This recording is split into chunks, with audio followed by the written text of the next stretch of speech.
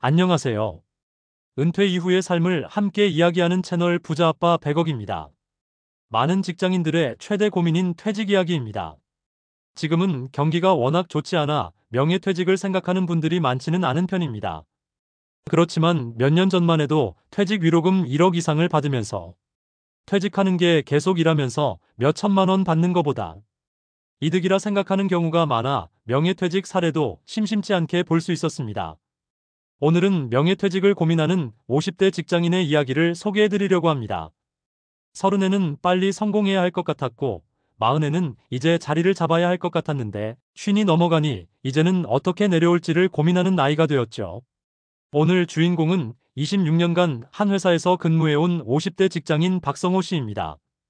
회사에서 명예퇴직을 권유받았고 그는 지금 인생의 가장 큰 결정을 앞두고 있습니다.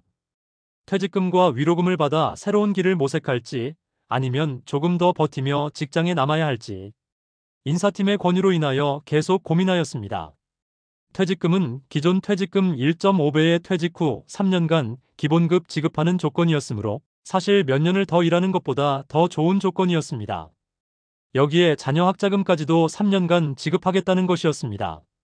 안 그래도 회사에서 승진 누락에 눈치밥만 먹고 있었는데 이것이 큰 기회처럼 여겨지기도 하고 당장 그만두면 할 것도 없는데 그 다음은 어떡하지라는 고민이 생겼습니다. 여러분이라면 어떻게 하시겠습니까? 성호 씨는 평생을 회사와 함께 보냈습니다. 매일 아침 5시 반에 눈을 뜨고 남들보다 빨리 출근하기 위해 6시가 조금 넘으면 지하철을 타고 출근했습니다. 점심도 대충 편의점 도시락으로 때우면서 남들보다 더 오래 자리에 앉아 있었습니다.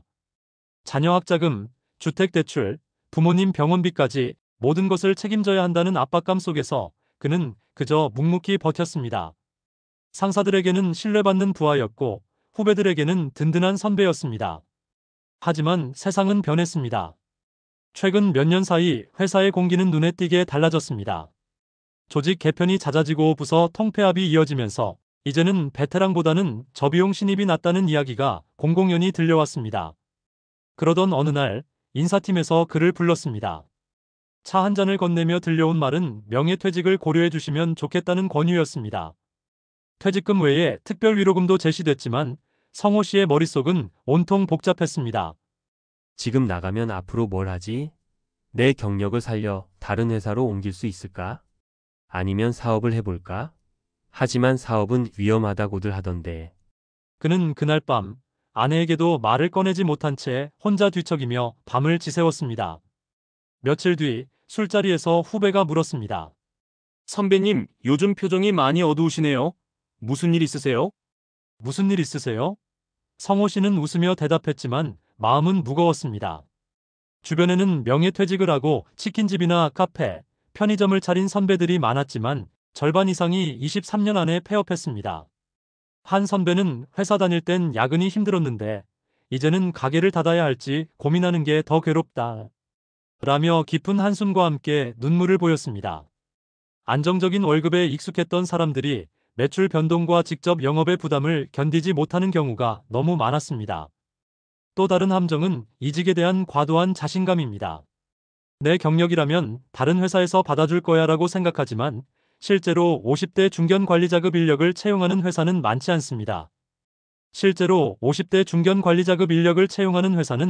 않습니다. 운 좋게 재취업에 성공해도 연봉은 이전보다 절반 이하로 떨어지는 경우가 대부분입니다.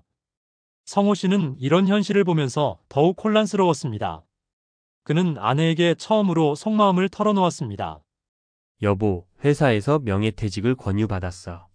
위로금이 크긴 한데 당장 나오면 우리 생활이 괜찮을까?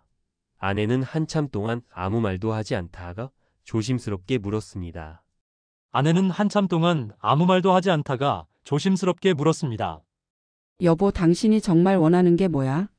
그냥 쉬고 싶은 거야? 아니면 다른 일을 하고 싶은 거야? 그 질문에 성호 씨는 대답하지 못했습니다.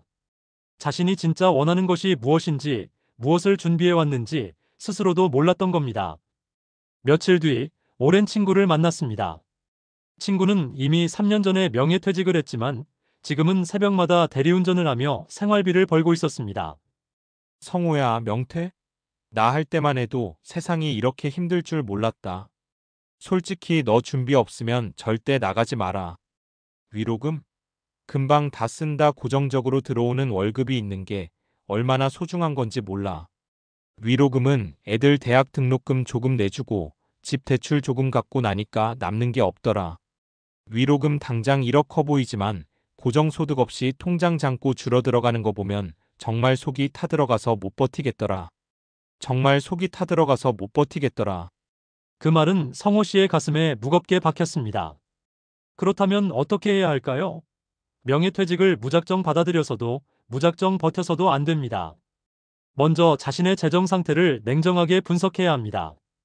퇴직금과 위로금으로 몇 년을 버틸 수 있는지, 자녀 학자금과 주택대출, 부모 부양 같은 고정 지출이 얼마인지 정확히 계산해야 합니다.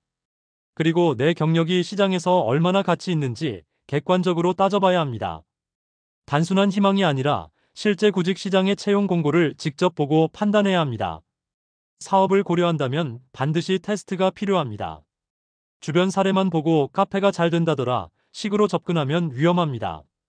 최소 6개월에서 1년 정도 시뮬레이션을 거친 뒤에 실행하는 것이 좋습니다. 또한 퇴직 후 삶의 방향을 먼저 설계하는 것도 중요합니다. 돈을 벌겠다는 목표보다 하루를 어떻게 보내고 싶은지, 어떤 생활을 하고 싶은지를 먼저 그려보는 것이 필요합니다. 시간 관리, 사회적 관계, 새로운 배움의 계획이 함께 있어야 합니다. 깊은 고민 끝에 성호 씨는 결심했습니다.